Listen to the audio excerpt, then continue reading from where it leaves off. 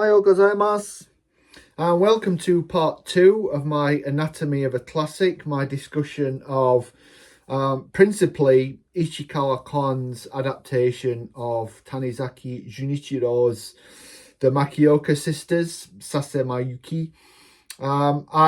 If you haven't already seen the first part, that deals with the novel, with the particular narrative strategies, the characters, the themes, and what have you of Tanizaki's hugely acclaimed novel. And this is the meat, if you like, of the video, of the analysis, or the tofu for any vegetarians in the audience.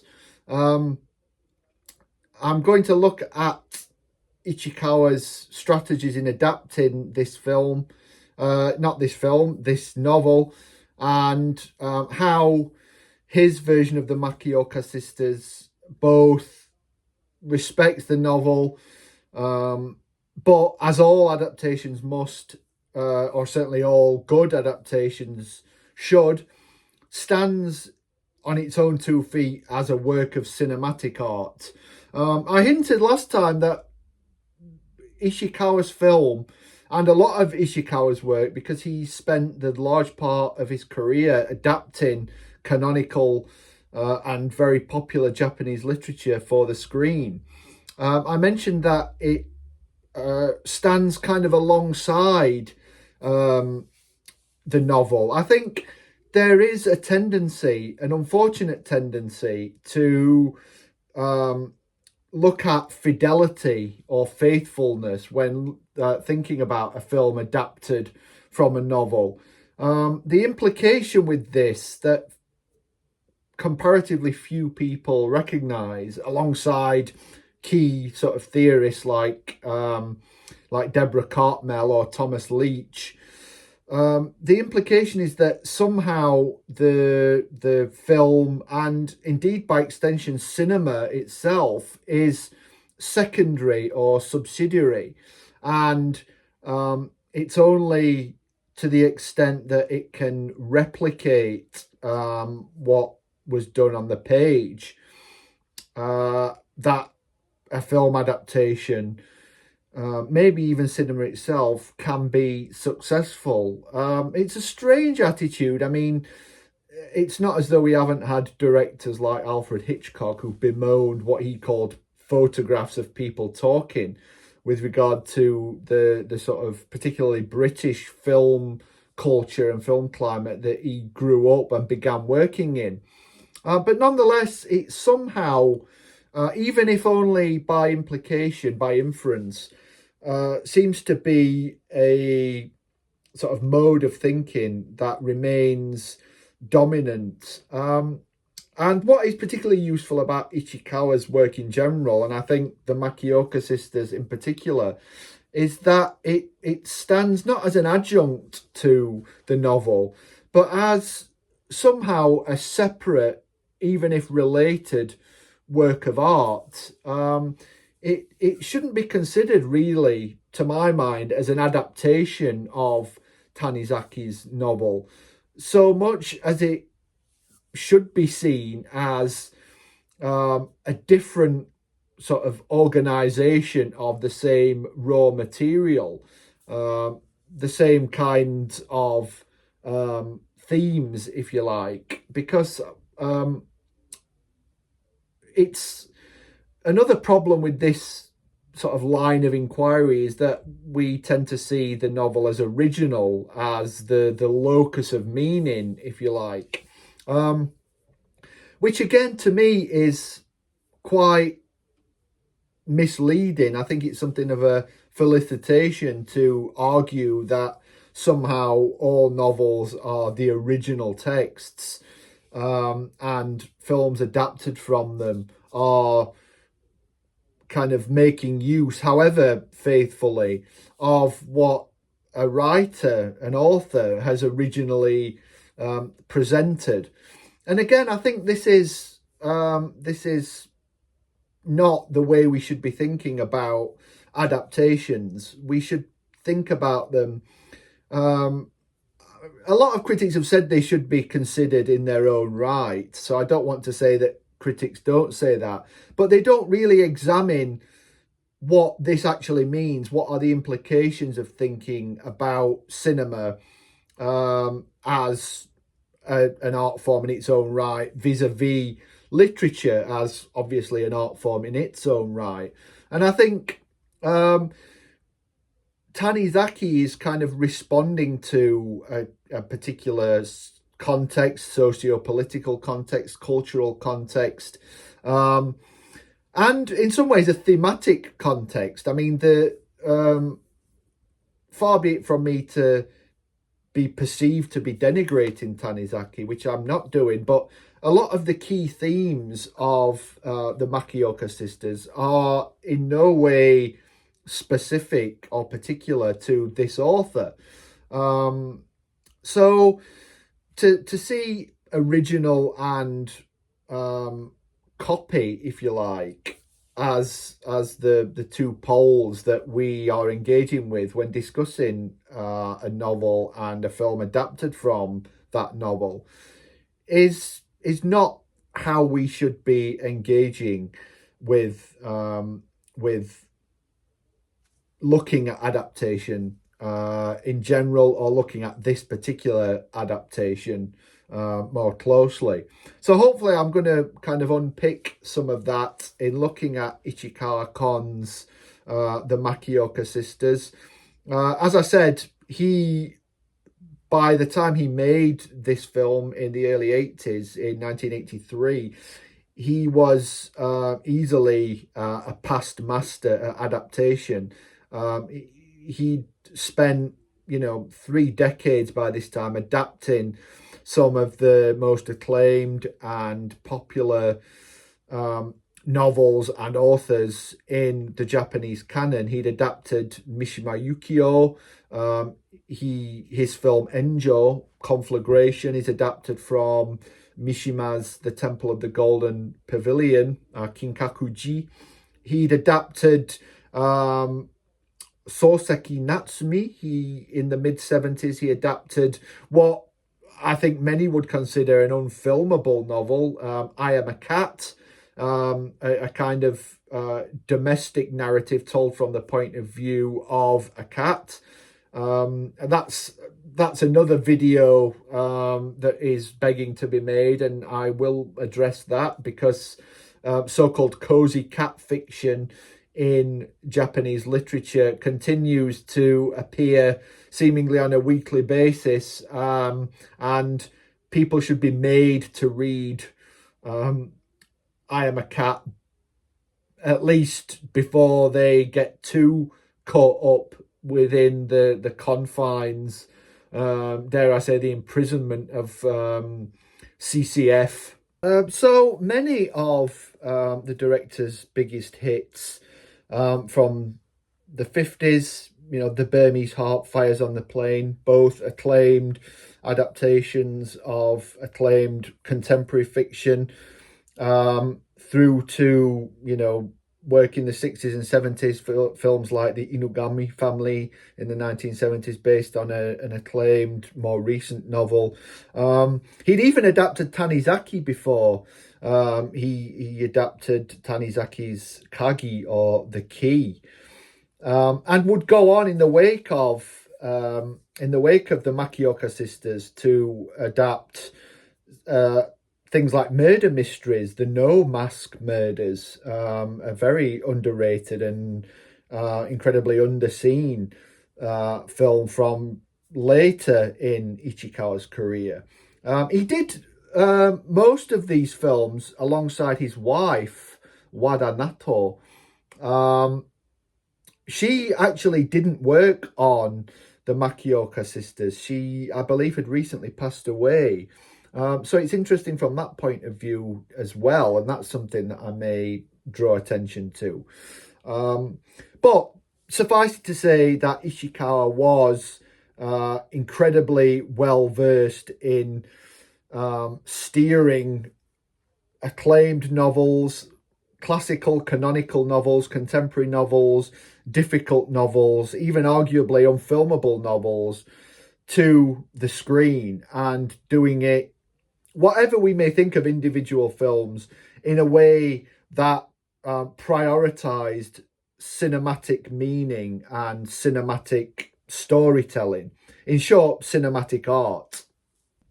So, when you watch Ichikawa Kim's adaptation of the Makioka Sisters, preferably after you've read the novel, but at least having taken on board what I said in part one of this video, you will notice that one of Ichikawa's key strategies in adapting this, as I've said, quite long, quite loose-limbed, character-driven narrative is to taper any of the strong sort of exterior elements. I don't mean that the film downplays or makes no reference to the socio-political context, but I mean the particularly the sense of extended and recurrent scenes of illness,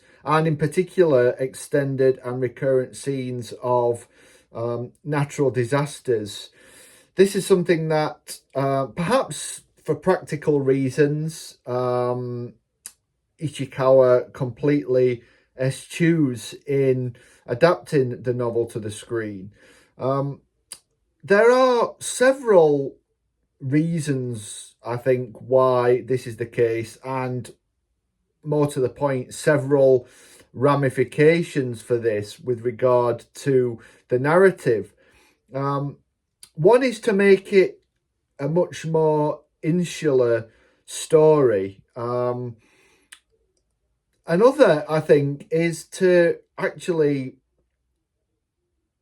sort of elide or at least frustrate any notion that there is a kind of, in a sense, symbiotic relationship between the characters and their environment or their country. One of the key sort of means by which we can read the novel is to see the natural disasters, particularly the flood, and the way that this affects and relates to Taiko, Koi-san in particular, as in some ways symbolic occurrences. That, in other words, these events are in some ways manifestations of individual and interpersonal tensions and traumas, and serve to relate to characters. I'm not going to go as far as to say sort of punish characters, but relate to some of the ways in which the characters behave, their attitudes, their actions, and their interactions, obviously particularly with regard to the sisters, and in the case of the key scene with the flood, it serves to focus on, symbolically, I think, Sachiko and Taiko's relationship, but it also is narratively something that perhaps melodramatically turns Taiko's relationship with one particular character off, and her relationship with another character on. So it's a key sort of turning point. It's almost like a fated incident. It's almost like a sense of narrative pathetic fallacy, a stepping stone and a key sort of pivot point on Taiko's narrative, emotional development and trajectory. Now, this sense of insularity, which is not completely anathema to Tanizaki's novel, is something that Ichikawa runs with, extends, develops, refines over the course of his adaptation. One of the striking things is how the director and screenwriter, both Ichikawa, establishes this from the very first scene. There are some shots at the very beginning of cherry blossoms, the viewing of which and the seasonal symbolism of which will recur throughout the narrative of the film, as it does in the book. Before we jump to a scene in a restaurant of the four sisters, or ultimately of the four sisters, not immediately, meeting and talking to each other. What is very, very noticeable and very striking about this opening scene is how long Ichikawa goes, purely using close-ups, and without offering us any clear, precise, establishing or master shot that explicitly lays out the spatial relations between the characters. This is, I think, a particularly meaningful way of opening the film because it stresses, as I've alluded to, the interiority of the characters. The fact that this is going to be a drama both of their togetherness or communality as part of this one family, but also about how each of them negotiates their position within this family, and the place of that family within the wider society.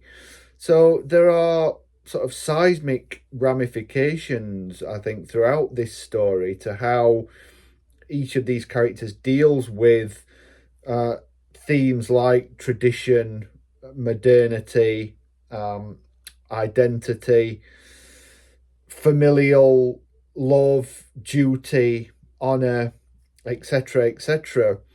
And this is something that is very much encapsulated in Ishikawa's style, and which sets us up for a more insular narrative than is Tanizaki's. We are also having our attention drawn at this time to notions of looking, both to viewing and to being viewed or being seen. Part of the dialogue revolves around Sachiko's husband watching Yukiko, which is going to be something of a leitmotif throughout this film, much more so than it is in Tanizaki's novel.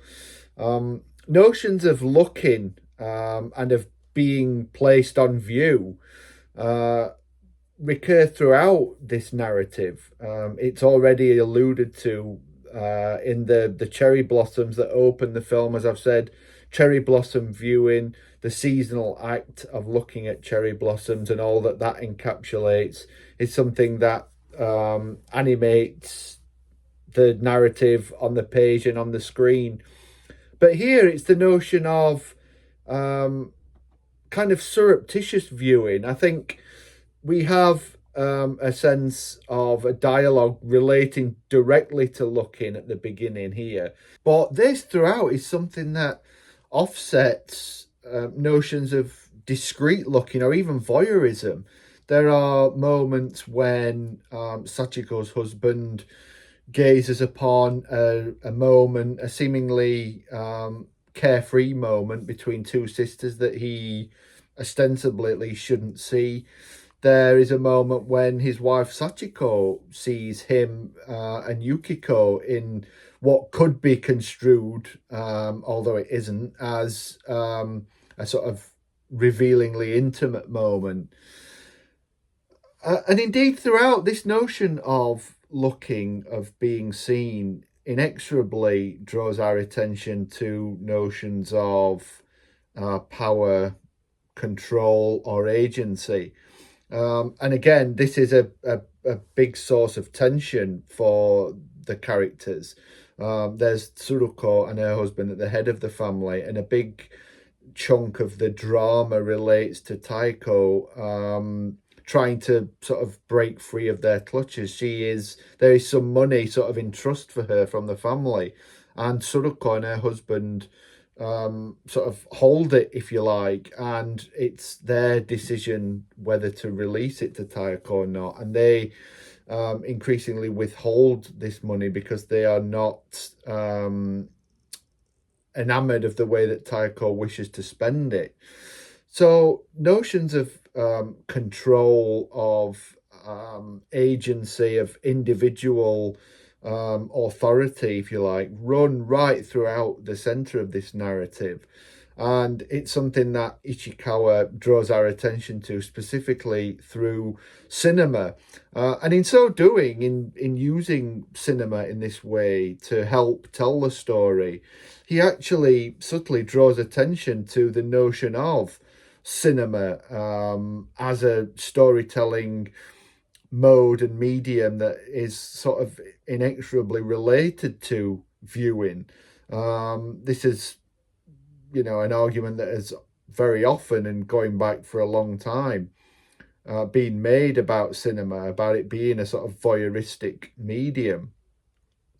It's something that Hitchcock was opportunistically sort of making part of his films in the 1950s. So it's nothing new. And it's nothing really overt here. But Ichikawa very subtly sort of layers in this almost self-reflexivity about cinema. So he's making us aware of ourselves as viewers through having this constant interplay of these fractious moments where being looked at and looking pepper the narrative, and it sort of casts light on us as viewers, and it makes us a little bit, in a sense, detached from the narrative, and it allows us to, or it facilitates a sense in which we can kind of relate to these characters in individual ways, that we have a measure of agency ourselves, if you like, in order to view the motivations of these characters, to situate them in their wider contexts within the family, within Japan, and to reach sort of individual decisions about how we judge their actions. This obviously goes hand in hand with how Ichikawa presents the characters through the narrative. The characters are not depicted in any overtly sympathetic or unsympathetic way. So again, we have this sense of freedom, if you like, this sort of objective view of the characters, where in the story on the page, inevitably it is almost as an anchor that we return to Sachiko's consciousness, and it becomes such that we almost begin to see events and characters through her eyes, even though there are many moments where we are witness to actions, discussions, etc., which she is not. So it's not a subjective narrative in that sense. But she becomes the sort of guiding consciousness, if you like. It's kind of focalized the narrative through her emotional reactions to things, through her sort of view of the different characters. The fact that she is the one trying to balance the conservatism of her elder sister with the sort of liberal, rebellious spirit of her youngest sister, trying to stitch all of these sort of seemingly endlessly disparate parts of the family and of society together. There is obviously a measure of this in the film itself, but it's we are not sort of drawn into sharing Sachiko's sort of mental space as she agonizes over this sort of not self-imposed role as the arbiter of sort of familial harmony, if you like. Also notable throughout Ishikawa's The Makioka Sisters is a way that, again, in a potentially quasi self-reflective imperative, the film compresses stories, but also has them sort of collide with one another rather than letting any play out in a more protracted way, such as is the case with the novel. Again, this is not an unsurprising move as to detail them in the kind of depth that Tanizaki does is both impractical and undesirable on film. But the way that Ichikawa has stories sort of overlap and interpenetrate suggests something of the limits of cinema for the kind of expansive and almost picaresque at times novel that Tanizaki presents. This perhaps owes something to the fact that it was originally serialized rather than being written as and intended for publication as one long piece of work. Again, this is something that we see from the very beginning of the film, in its earliest scenes, as Ishikawa eschews, in fact, alludes to a key opening scene in the novel that is a miai, an arranged marriage dinner in which Yukiko can meet her prospective husband. He alludes to this, or presents it in a very circumscribed way, and cuts away from it just as it's getting going. Given this is such a central facet of the novel and such a key early scene that sets us up for this recurrent motif of the miai, Ichikawa very overtly both references the novel but also departs from the novel. And the fact that around this he presents, he foregrounds a scene that occurs later in the novel, that of Taiko with someone who will become important in her life, photographing her dolls, before moving on to discuss something of the after effects or the ramifications of the aforesaid miai, which didn't quite go according to plan, as most of them won't throughout the story. So we have these scenes that are curtailed, that are circumscribed, that sort of run into each other. And the thematic ramifications of this are really interesting, because again we have the notion of looking, of being presented in a very specific way. The notion of the dolls being photographed in order to sell Taiko's artistry and skill is something that relates thematically to how Yukiko is in effect being presented before a prospective husband and a prospective family, if you like, and also the commodification of marriage, where each side has to be investigated. They have to sell themselves, and this is something that kind of supersedes any emotion or sort of human connection, if you like. So the doll making becomes a kind of point of departure for how Ishikawa views a lot of the characters and their actions and interactions throughout his film. Something else that's noticeable at this point in the film is the way that Ishikawa teases in the scandal in Taiko's past, her apparent elopement with a man who continues to figure in her life, that was discovered by, reported to the newspapers and published. This is something that has continued to cast a very unwelcome and long shadow over the lives of the sisters, because it is perceived to be a sort of blight on the good family name and its standing. This is something that appears earlier in the novel than in the film. And Ichikawa, as I said, kind of teases us with the revelation of this by cutting to, in essence, a flashback, but in black and white and in a way incrementally, so that we only get the full picture after maybe about an hour or so of the film.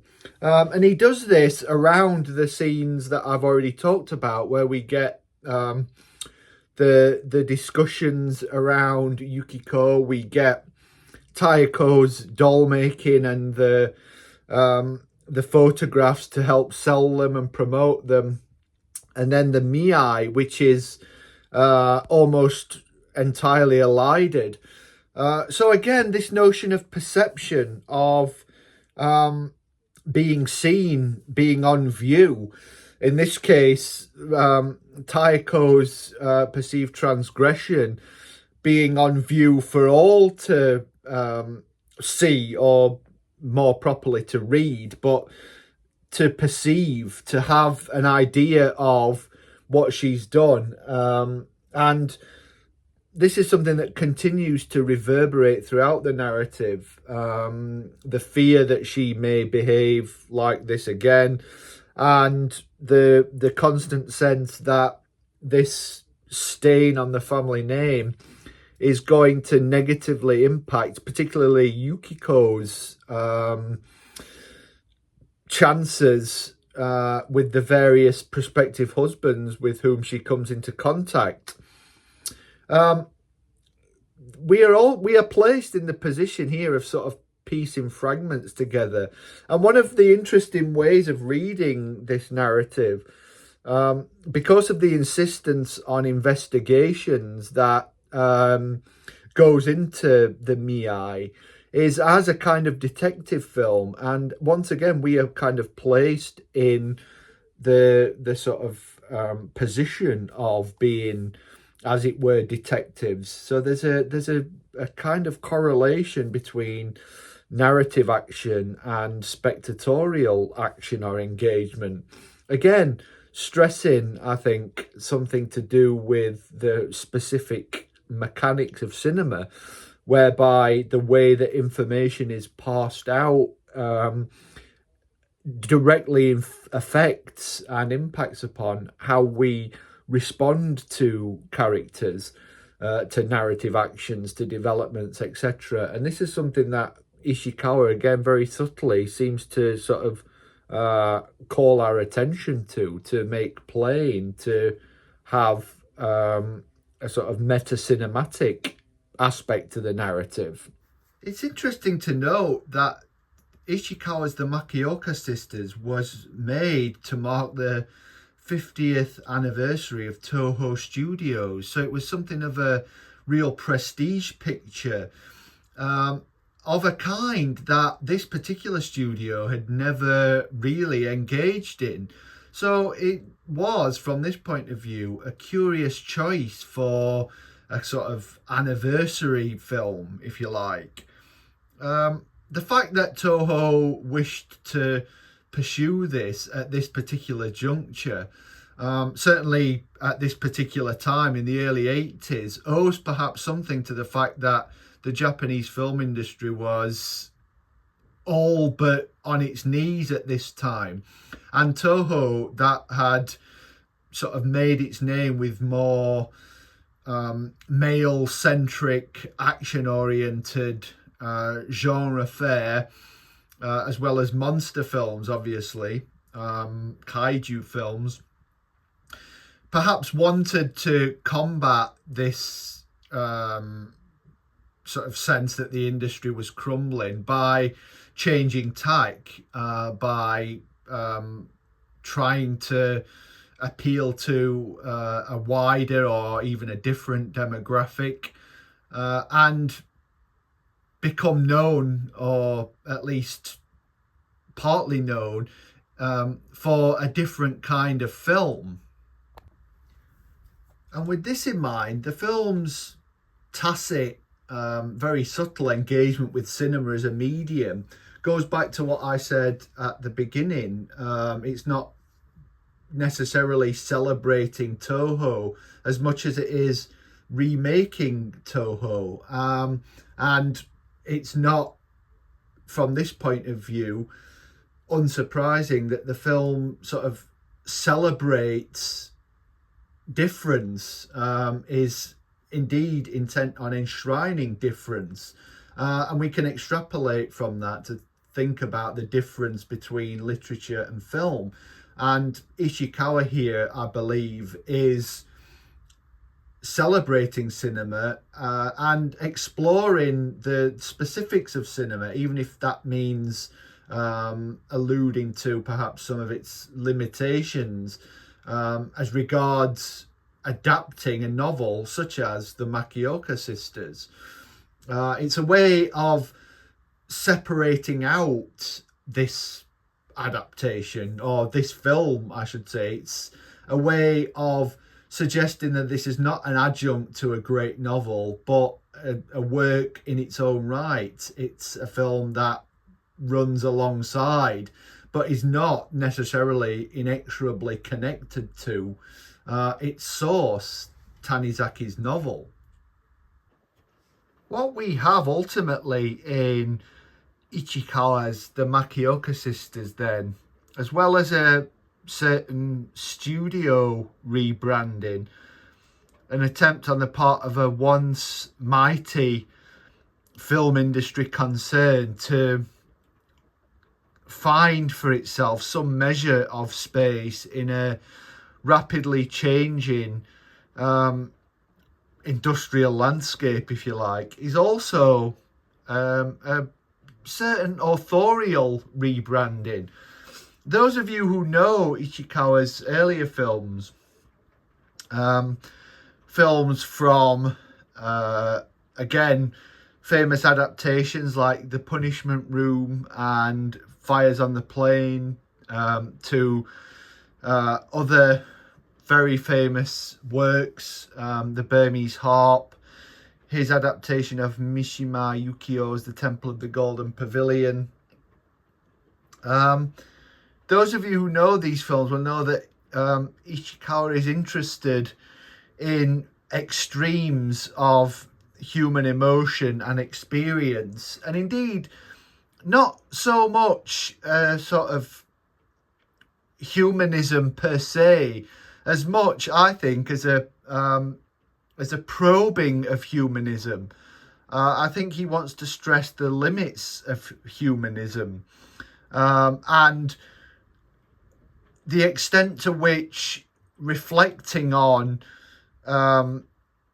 people in or undergoing extreme states or in extreme environments. Think of the lone man crossing the Pacific all by himself in Alone on the Pacific. He's interested in what, if anything, this actually tells us about human identity or human individuality or human emotion. And he doesn't so much sort of latch onto these stories as a simple amplification of relatable human emotions or relationships. You know, you can think about Tokyo Olympiad as well in his documentary of the 1964 Tokyo Olympics along these lines. He doesn't want to magnify certain human emotions through extraordinary feats and extraordinary individuals, though this is what he does on the surface. I think what he wants to do instead is have us probe what it is that we can draw from these sort of isolated and in many ways singular experiences and narratives, In the Makioka Sisters, this is much less to the fore, and indeed, Ichikawa, as I've already said, downplays those moments in the book, such as the various natural disasters, where, at least for a brief time, extremes of action and extremes of emotion are on display.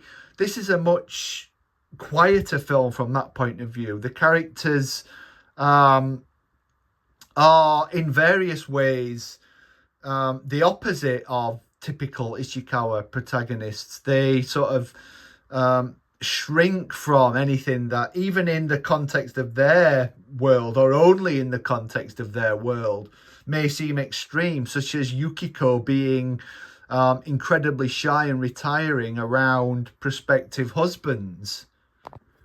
So both director and studio here are changing registers, if you like, shifting identities.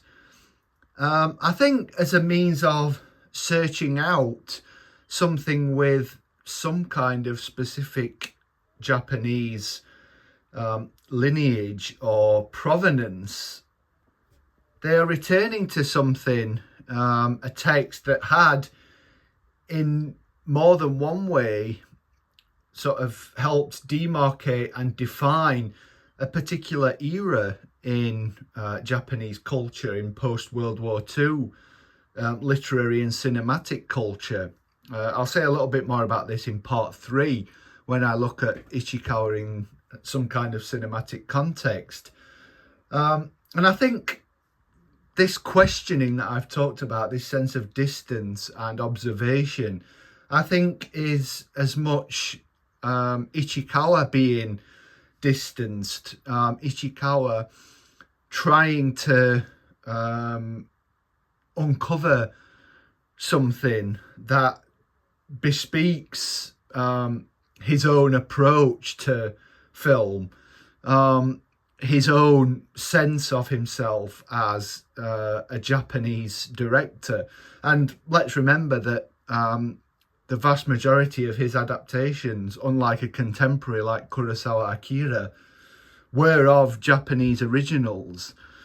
So he's trying, by adapting this novel, to go back to what was something of a sort of raison d'etre in his career, this engagement with Japanese literature, but find a different sort of register to do this and a different paradigm in doing this.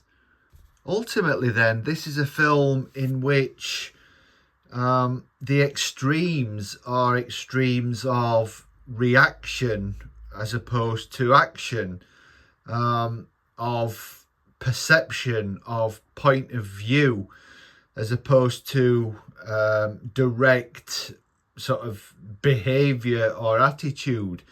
If Ichikawa's camera in many of his earlier films is like a microscope, here it's more like a telescope.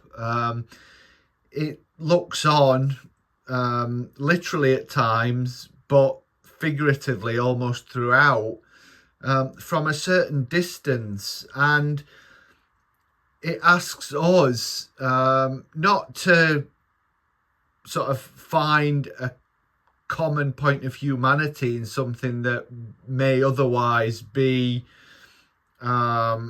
singular or exceptional, as is the case with the earlier films. Rather, it asks us to root out and find anything that is extreme in behaviour that seems generally relatable and concurrent with sort of recognisable, accessible human actions, interactions, emotions, and what have you. In a sense, it defamiliarises the drama and the generic melodrama and the sort of classical lineage of the shomingeki or the home drama that it ostensibly in some regards harkens back to and echoes. So this is a very sort of complex cinematic eye and point of view that is being brought to bear here. It's in that respect quite different from Tanizaki's novel. It's all about cinematizing narration and perspective, where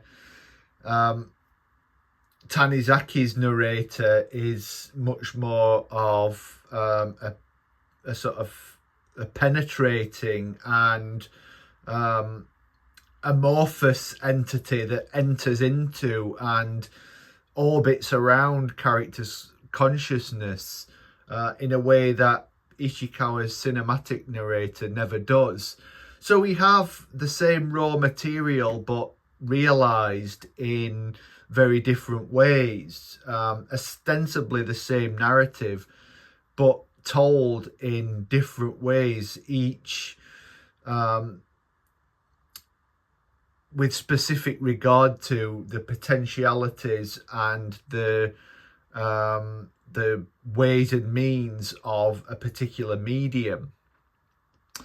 Okay, I hope this has been of interest and use to you, and I certainly hope that if you haven't seen the Makioka Sisters, that you are, after watching these videos, compelled to go and do so. It's a film you can see. It's been released by Criterion, that does full justice to the very stylized design of the film. Follow me on X at AdamMingnam01 and online at culturaljapan.com. I'm adding new material every week. Look out for part 3, in which I sort of elucidate something of the cinematic context of Ichikawa's The Makioka Sisters. That will be along very soon, so watch this space. Bye for now. Thank you very much for watching, as always.